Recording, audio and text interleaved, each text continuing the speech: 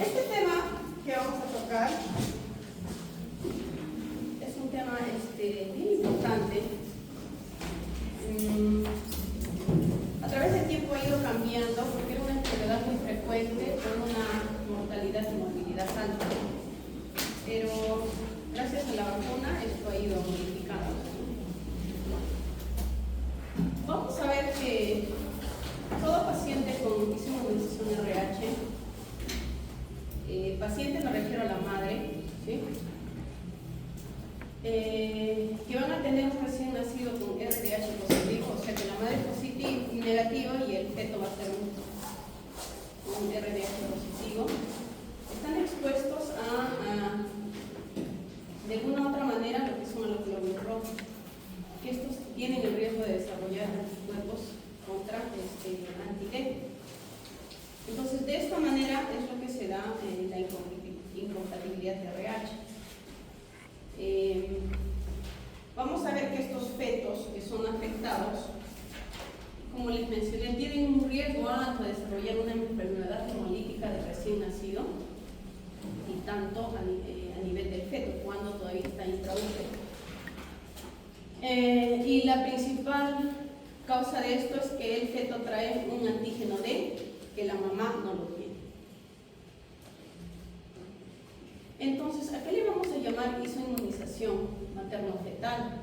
Se va a definir como la producción de un grupo específico de anticuerpos en la mujer contra antígenos de la misma especie, pero que ella no lo tiene. O sea, ante cualquier respuesta que la madre pueda tener, es porque está respondiendo a algo que desconoce.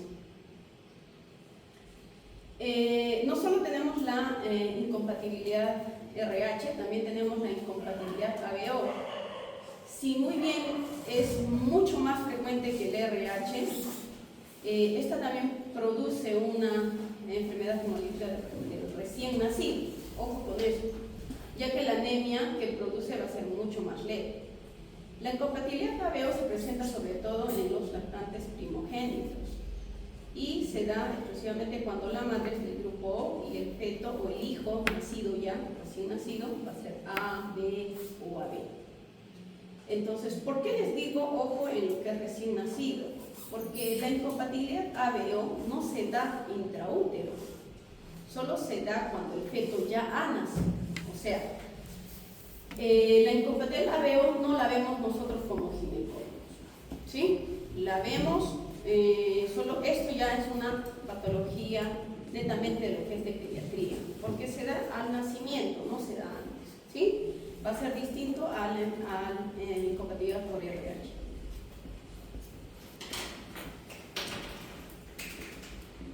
Los antígenos principalmente implicados en la generación de estos anticuerpos maternos, ABO, RH, la mayoría son conocidos y que representan casi el 98%, pero hay otros que son mucho más comunes, no comunes, mucho más raros, que son, que van a representar el 2%, que son del GUFI, son nombres que le han puesto a este grupo pequeño que también existe, no es solo ABO ni RH. El sistema RH está representado en su genotipo por genes alelomorfos. ¿Qué quiere decir? Que esta incompatibilidad justo nace en el cromosoma 1 del brazo corto, y es que de más de 48 tipos que existen, vamos a darle más importancia a estos 5, que son el C, el C minúscula, D, E y la E minúscula. De todos estos, el más importante es el D, porque tiene mayor capacidad antigénica. ¿Qué quiere decir? La mayoría de las personas somos RH positivas. No sé si hay algún negativo. ¿Saben su grupo factor, no? Ya, bueno, casi nada.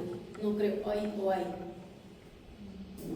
Entonces, si todos son positivos, justo eso concuerda con la población general, que del 85 al 99,9% son RH positivos, pero hay un grupo pequeño que es el RH negativo, en la cual este antígeno D está ausente, ¿sí? Entonces, todo RH RH negativo no tiene esa proteína que está alrededor del glóbulo rojo. Los RH positivos, o sea, nosotros los normales, vamos a tener. La prevalencia se va a ver, depende mucho al lugar, ¿no? Por ejemplo, los españoles o la población europea tienen más alto porcentaje de RH negativos, así como los norteamericanos y los afroamericanos. Todo el resto de la población es en menor porcentaje, y los chinos, porque mira, 0.3%, muy bajo es la prevalencia.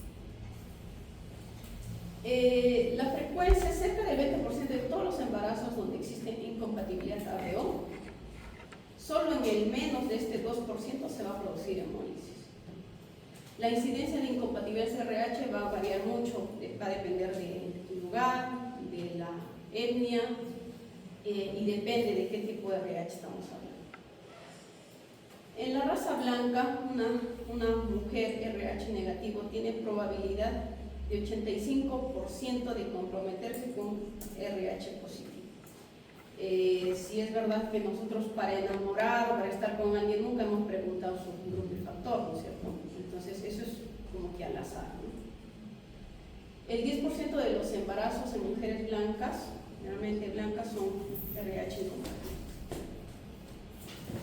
Entonces, para nosotros también hablar de incompatibilidad y su etiología, vamos a decir que la inmunización siempre se produce por un episodio previo de sensibilización, o sea, que no se va a producir en el primer embarazo.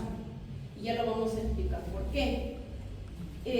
Pero suele suceder que hay pacientes que, a pesar de que es su primer embarazo, han tenido un evento sensibilizante, como por ejemplo puede ser una hemorragia feto-materna transplacentaria que haya ocurrido dentro de la gestación, transfusiones de sangre o derivados, intercambio de agujas o productos contaminados. Generalmente esto se ve en los que consumen drogas, trasplante de órganos. Entonces solo va a haber un 1 o 2% de inmunización RH que va a ser causada por una hemorragia anteparto, y todo el resto, el 95%, se va a sensibilizar durante el primer parto. Cabe resaltar que no de todas las pacientes se conoce un efecto sensibilizante, o sea, quiere decir que no ha habido un antecedente previo de un embarazo, de ninguna de estas 4 etiologías ha existido en la paciente. Entonces, usted estaba leyendo, se conoce, dice, una teoría de la abuela. ¿Qué quiere decir eso? Que cuando la madre, que es RH positivo en ese entonces, se juntó con un RH positivo, estamos hablando de los abuelos, la madre o la futura hija, en este caso la mujer, la paciente, que va a ser en ese entonces feto, va a salir un RH negativo. Entonces, en ese proceso de nacimiento hay un poco de sensibilización que no está del todo dicha, es solo una teoría que se maneja, ¿no? Porque no todo se conoce la causa de sensibilización anterior. Entonces, existen otros factores sensibilizantes, como es el parto, lo mencioné, la cesárea, el aborto, embarazo molar, muerte de un gemelo durante el embarazo, o sea, durante una gestación gemelar, procedimientos invasivos, trauma abdominal, hemorragia anteparto, extracción de la placenta manual, traumas obstétricos o un antecedente de muerte fetal o versión cefálica externa.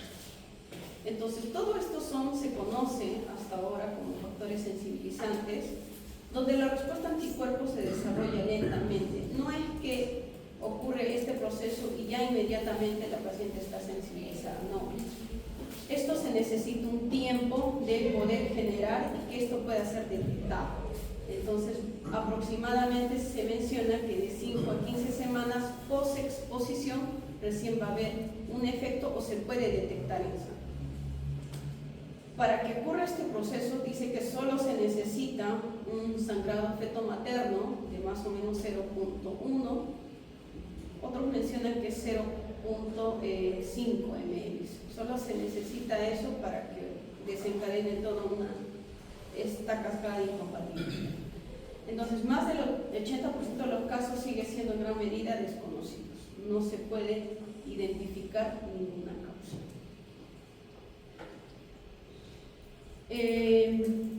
Si muy bien el principal anticuerpo implicado para la enfermedad hemolítica del feto y del recién nacido es el anti-D, cuando esto se produce una reacción anticuerpo materno, se genera lo que es el IgG, y el antígeno presente en los hematíes fetales trae como consecuencia la destrucción de estos. En este caso, el IgG lo vamos a mencionar porque ya estamos en una paciente que ya se ha sensibilizado. Entonces, si nosotros tenemos una madre RH negativo en la primera gestación, tiene lugar la sensibilización materna primaria, donde lo que va a producir la madre es un IgM, ¿sí? La primera vez que va a estar en contacto con un RH positivo. Entonces, al ser IgM una molécula más grande, esta no va a atravesar la placenta. Por eso es que los fetos no están afectados en el primer embarazo, ¿sí? Es por esta causa, por el IgM. Entonces, la respuesta inmune va a depender básicamente de la inmunogenia del antígeno, del volumen de sangre que pueda atravesar, el número de eventos inmunizantes y la capacidad de respuesta del receptor. O si esas pacientes se han hecho una profilaxis de antígeno. Entonces, si ya ha pasado un efecto primario de una primera exposición, ahora vamos a estar en la segunda exposición de la madre, donde el IgM hemos dicho que no atraviesa, por lo tanto no produce un efecto directo, no va a llegar hacia el feto, pero sí en un segundo embarazo cuando hay un IgG ya general, ¿sí? Que por lo general va a estar presente a partir de las 16 semanas. Esta sí va a atravesar la placenta, se va a unir a los hematíes y es este mecanismo por el cual va a producir una destrucción y hemólisis. ¿Qué produce la hemólisis? Una liberación del grupo M y aumenta la producción de la bilirrubinas, una reacción hematopoyética medular y extramedular, y lo que genera es una hepatoesplenomegalia que vamos a ver en el feto, donde hay una disminución de hipoproteinemia, ascitis, anasarca, hidrofetal y enfermedad hemolítica de recién nacido, porque ya hay un IgG presente. Entonces, todo embarazo, la sangre del bebé con la de la madre nunca se llegan a mezclar, ¿sí? Pero cuando existe un evento sensibilizante como el parto, que es en el 95% de los casos que se da, entonces la sangre del feto llega a entrar en contacto con el de la madre. Entonces, ¿qué va a hacer en un siguiente embarazo? La madre va a empezar a generar esos anticuerpos que van a atravesar al feto y van a afectar directamente al feto a través de una hemólisis grave.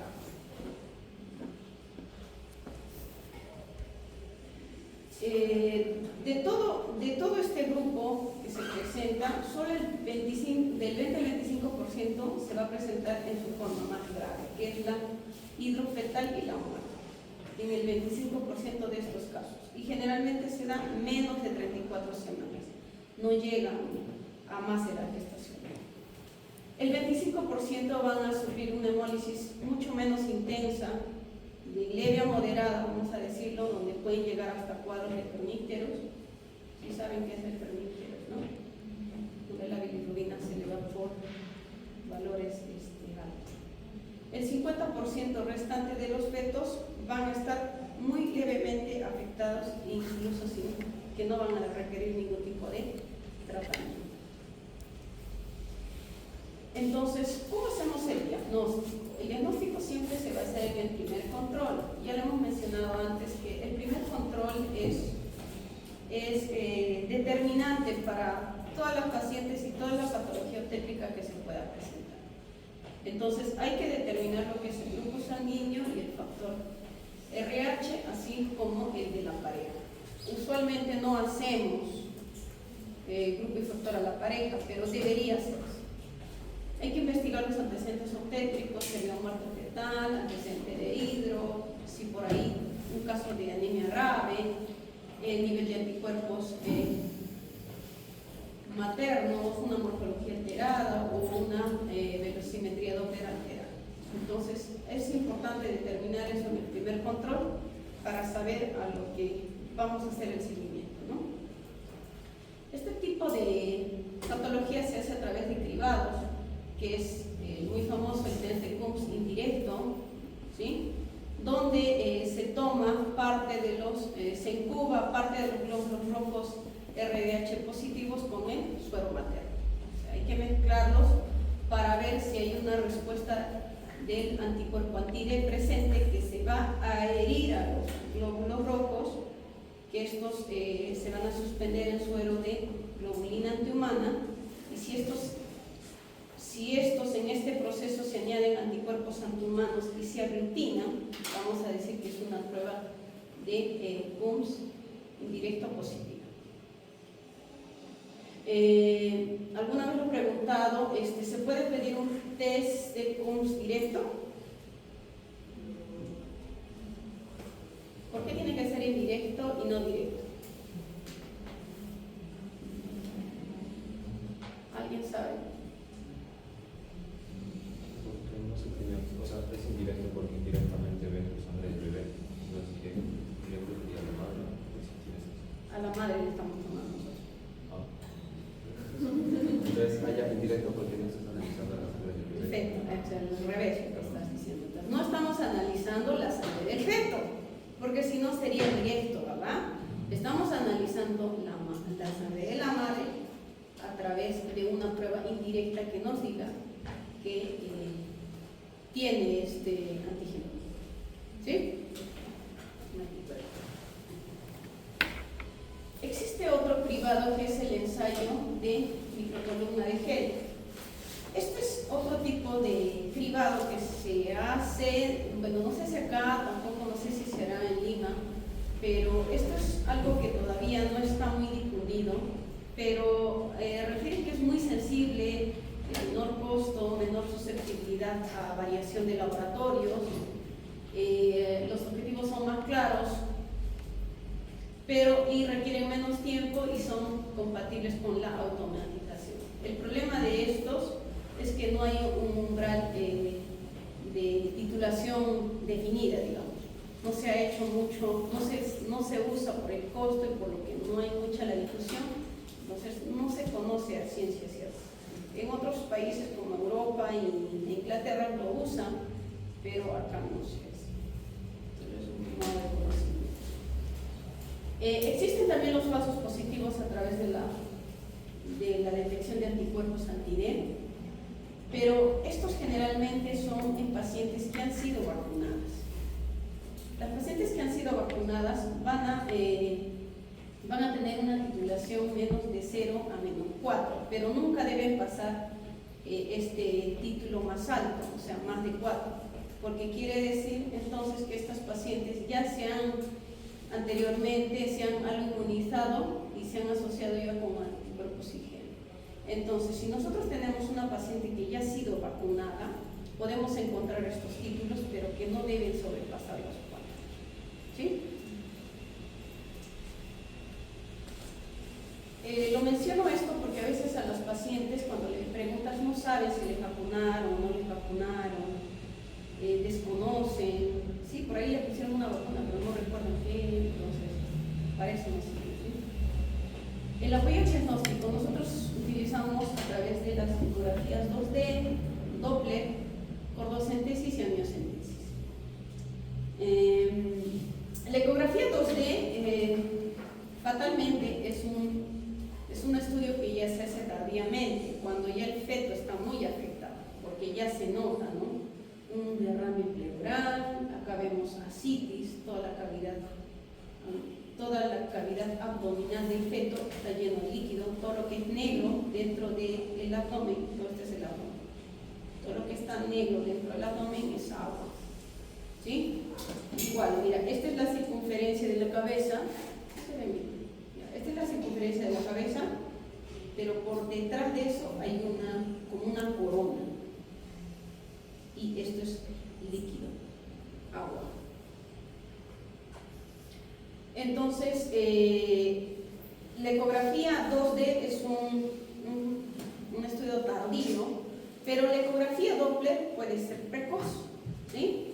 Ya que nosotros lo que hacemos es, en la parte de lo que es el cerebro, ubicamos lo que es la arteria cerebral media, que es más o menos en esta porción donde indica la flecha, y tomamos la velocidad del pico sistólico. Antes se utilizaba el índice de pulsatividad, pero tenía bastante error. Ahora se sabe que nosotros debemos ver lo que es la velocidad del pico sistólico y de acuerdo a eso le podemos ir a hacer el seguimiento si esta paciente o si este feto en algún momento va a ser una hemolis. Esto se hace a partir de las 18 semanas. También se puede ver una regurgitación tricuspidia que precede el desarrollo de una citis o esos valores que sacamos de la velocidad del pico sistólico, de acuerdo a la edad gestacional que tenga el feto, nosotros vamos a indicar en la tabla. Si la mediana de la tabla, o sea, es lo normal que esté entre 23 hasta 34, digamos, cuando el feto está en 18 semanas. Si pasa por encima del 1.55, ya vamos a decir que este feto ya está con algún grado de anemia. Entonces, ¿qué hacemos? Podemos programar a estos fetos para una cordocentesis con la idea de que la cordocentesis, al momento de tomar la muestra, se pueda determinar cuánto de hemoglobina tiene de acuerdo a la edad gestacional, ¿sí? Esta es la otra tabla que se utiliza, de acuerdo a la edad gestacional, y si está por debajo del percentil de 0.55 en esta tabla, entonces se transfunde. ¿Sí? Solo en los casos de anemia severa, no en las leves ni moderadas. El otro tipo de apoyo diagnóstico y a la vez invasivo es la miocentesis. Es un análisis espectral de líquido amniótico, pero actualmente no se utiliza porque tiene, la ecografía Doppler es mucho más sensible que este tipo de procedimientos, ya que también es un procedimiento invasivo que tiene riesgos, ¿no? Amenaza de parto pretérmino, infecciones, incluso producir un efecto también de sensibilización. La cordocentesis es el otro procedimiento que les mencionaba y se hace directamente inyección a través directamente hacia el cordón del feto. Se dosa la hemoglobina y se transfunde de ser necesario. El otro tipo de apoyo que nos puede ayudar es sacar el ADN fetal. El ADN fetal se obtiene del suero materno. También es una prueba, digamos, indirecta, que esta va a interferir en la reacción de cadena de polimerasa, o sea, se utiliza la PCR para identificar el número de genes. A su vez, esto nos determina lo que es la homogeneidad y también asegura la paternidad, o sea, que el padre del feto sea RH positivo o negativo, ¿no? Si el feto es RH positivo, se debe controlar la anemia fetal, o sea, hacer un seguimiento directamente y titular los anticuerpos anti-D. Entonces, ahora van las preguntas. No hemos terminado, pero algunas preguntas les voy a hacer. Una madre con RDH negativo, con un resultado negativo en la prueba de anticuerpos anti-D, ¿son candidatas para recibir inmunoglobulina anti-D?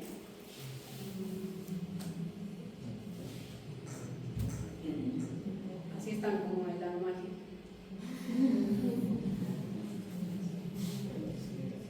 Una madre RH negativo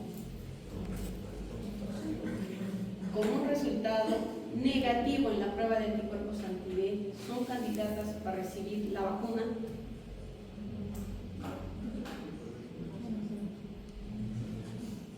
¿Entienden la pregunta? Un CUMS indirecto negativo. Una madre RH negativa reciba un causa indirecto negativo. ¿Le pongo la vacuna o no le pongo la vacuna? No. ¿Quién dice sí? ¿Walter? ¿Quién más dice sí? ¿No? ¿También? ¿Por qué?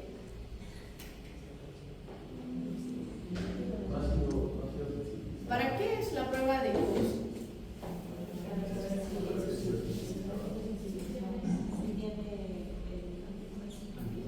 Si aglutina dijimos que es positivo. Y si no aglutina es negativo. No tiene, ¿no es cierto? No se ha sensibilizado. Entonces, ¿para qué nos sirve la vacuna? Entonces, ¿le pongo o no le pongo?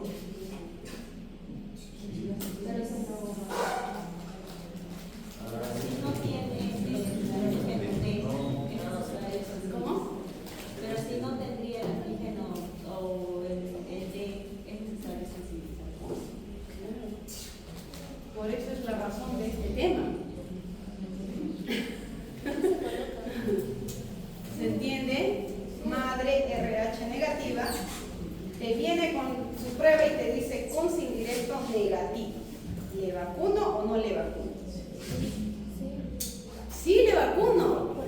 Porque justamente es para prevenir que tenga anemia fetal o se muera el fetal.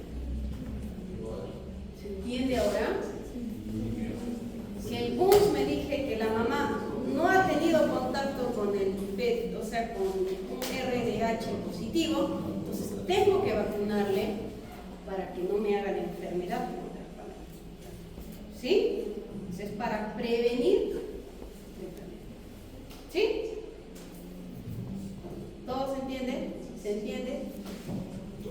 Solo Walter le iba a vacunar. La otra pregunta.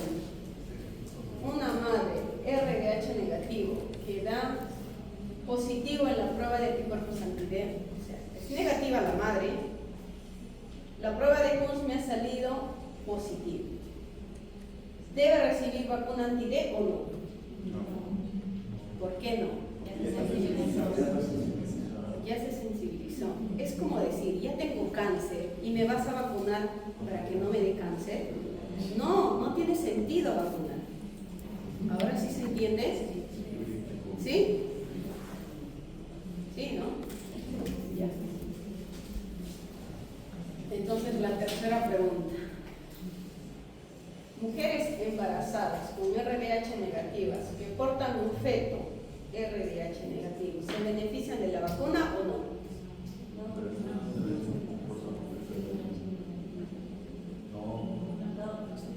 ¿Por qué no?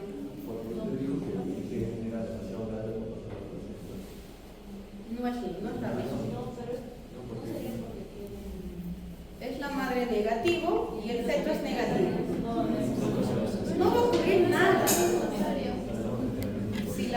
el papá y la mamá son negativos y el feto es negativo, ¿tiene sentido vacunar? No, porque son negativos. No hay por ningún lado que entre algún RDH positivo. ¿Sí? Ya. Pero si la mamá cambiara de pareja, ahorita en este embarazo no va a pasar nada, ¿verdad? Si se vuelve a embarazar con la misma pareja, es probable que tampoco ocurra nada. Pero si hay otra pareja que es positiva, ahí sí va a pasar. ¿Sí? Si no entienden, díganlo, porque es importante que lo entiendan. Entonces, la razón de todo este tema es que nosotros conozcamos a quién debemos vacunar. ¿Sí? Entonces, la vacuna es profilaxis. Si la mamá es RDH negativo y tengo mi prueba de CUMS indirecto, mira. Entonces, una gestante que no ha sido sensibilizada y tiene un CUMS indirecto en la primera visita, que es negativo en la semana 28 y en la 36 y post-parto. Eso es lo normal que se debe gozar en la primera visita, a la semana 28, a las 36 en el postparto. ¿Sí? Esas son las edades determinadas para la vacuna. Entonces, la vacuna le puedo administrar la administración de la inmunoglobulina IgG antigen gestante RDH negativo no sensibilizada, cuya pareja es RDH positivo. ¿Sí? Una mujer negativa como positivo. ¿Sí? ¿Cuánto debemos poner? 300 microgramos a las 28 semanas si el padre es RH positivo. ¿Sí? Esa es la dosis estándar, esa es la dosis que se maneja en Estados Unidos, acá en Perú y no sé en qué otros países más, pero hay otros países que manejan otras dosis, como es de 100, 150, donde refieren que no es necesario colocar 300 miligramos, pero como dicen, nosotros nos sobramos y le ponemos 300 a la. Se puede aplicar a las 28 semanas, se puede administrar a las 72 horas postparto si la madre desconocía, si no se colocó, por el motivo que sea, podemos colocar. Estamos hablando del primer embarazo. Si ocurrió el primer embarazo, ya le vamos administrando la vacuna. ¿Sí?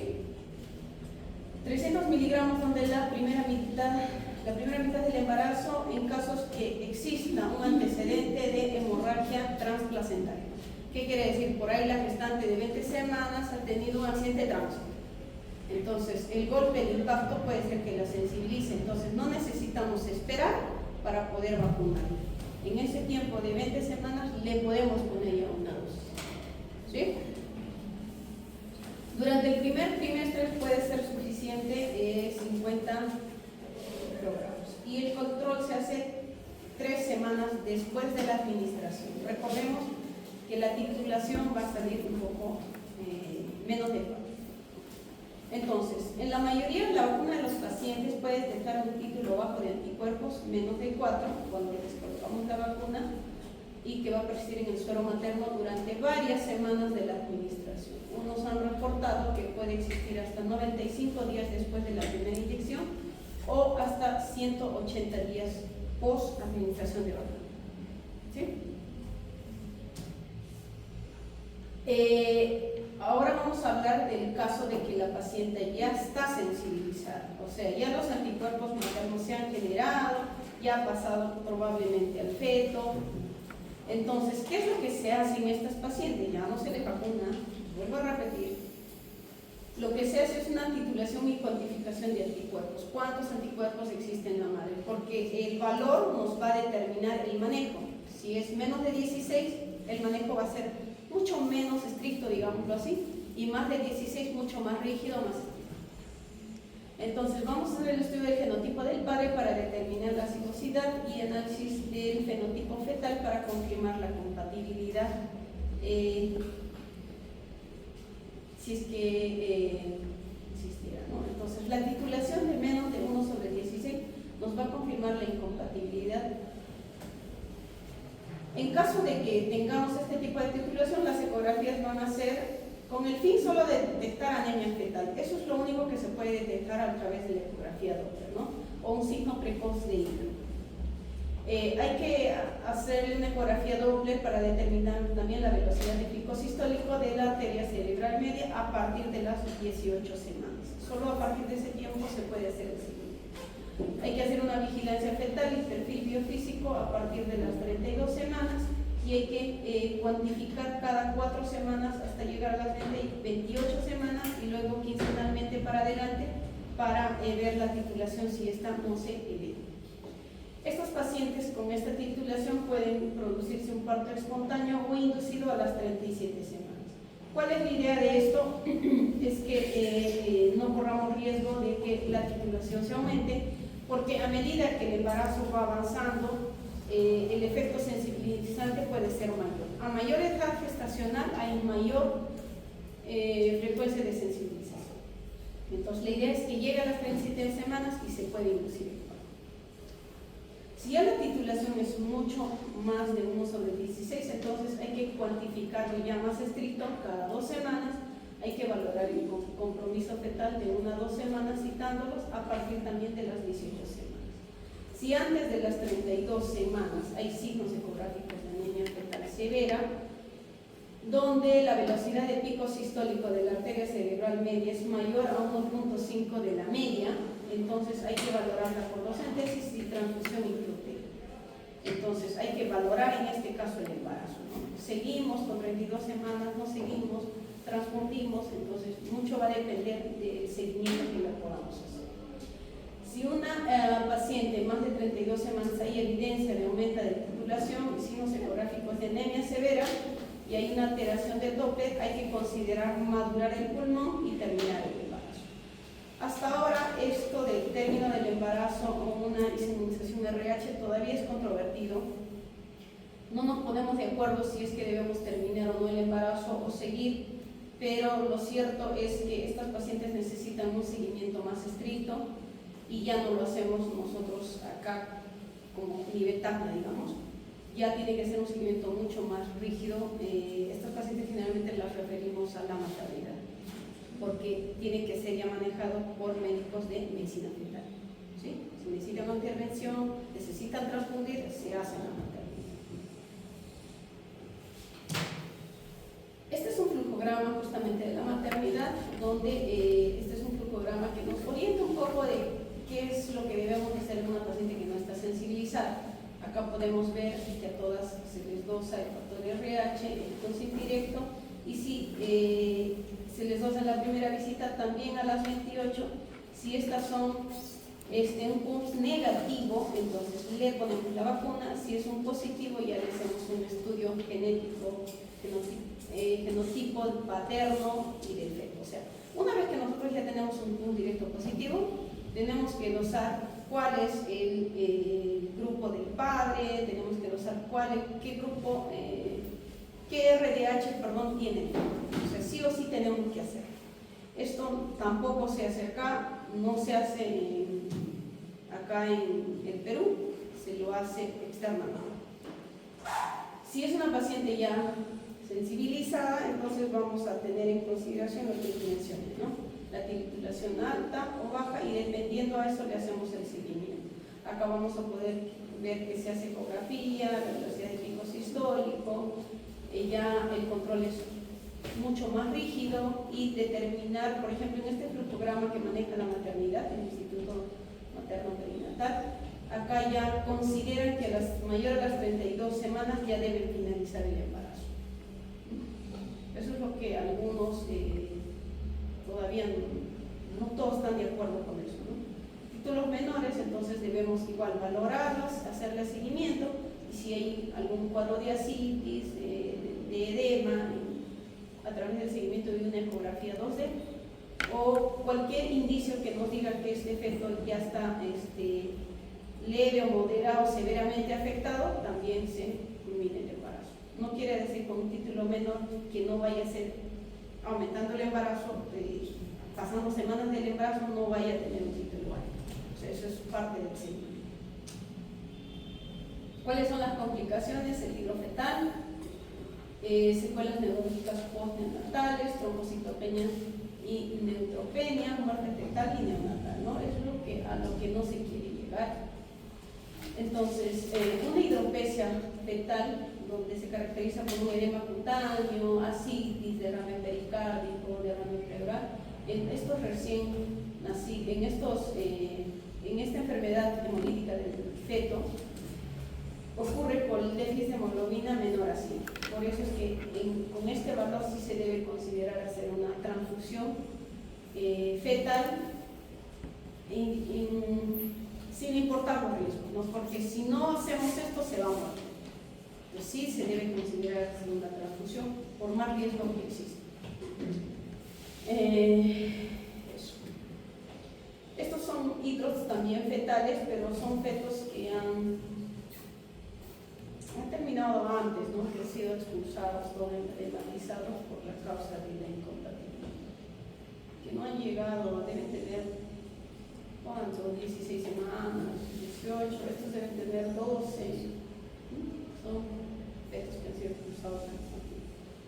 Trombocitopenia y neutropenia, ¿no? Se ve que en estas revisiones que se hace hay recuento de plaquetas menores de 150.000. Hay varias revisiones que se han hecho y se han encontrado estos valores. la trombocitopenia grave menor a 50.000 es poco común que se encuentre, pero la prevalencia en este estudio que se ha hecho, en un 18% existe que las plaquetas siempre han estado disminuidas en estos fetos. Entonces, esto se debe al aumento de producción de glóbulos rojos, pero también se ha planteado lo que es la destrucción y el mayor consumo de plaquetas. La enfermedad hemolítica del feto y del recién nacido de todas es la más grave, ¿sí? Porque produce un cuadro de anemia fetal y neonatal, secundaria a un fenómeno de hemólisis, ¿no? Es por la consecuencia de disminución materna contra antígenos de los hematíes fetales. Entonces, esta enfermedad del recién nacido y del feto, secundaria a la inmunización contra restos, fue una vez uno de los principales contribuyentes a la morbilidad y mortalidad perinatal. ¿Por qué digo que fue? Porque ahora en la actualidad, con el uso de la vacuna, esto ha disminuido bastante. Si antes se veía 1 cada 20 casos o más de 6 casos por cada 1000 nacidos, ahora la tasa ha bajado mucho más a casi 1 por 1000 nacidos vivos. Ni siquiera es 1 a 6, es 1 de cada 1000 nacidos vivos por la administración de la vacuna. Entonces, otra pregunta sería, ¿se puede administrar inmunoglobulina en el primer trimestre?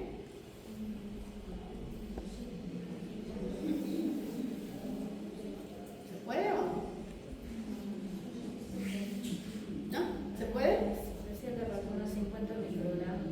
Exacto, se puede, sí se puede administrar 50 microgramos, aunque hay otros autores que dicen que no debería administrarse porque el traspaso materno o el traspaso fetal hacia la madre es demasiado minúsculo, que no habría ningún problema de que la paciente pudiera estar con un siguiente embarazo. Otros sí consideran que se debería administrar en el primer trimestre. ¿Sí? Ahora, ¿hay incompatibilidad si la madre es RH positivo y el feto es RH negativo?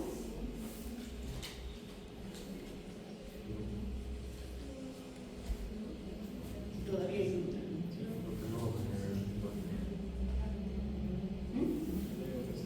¿Sí?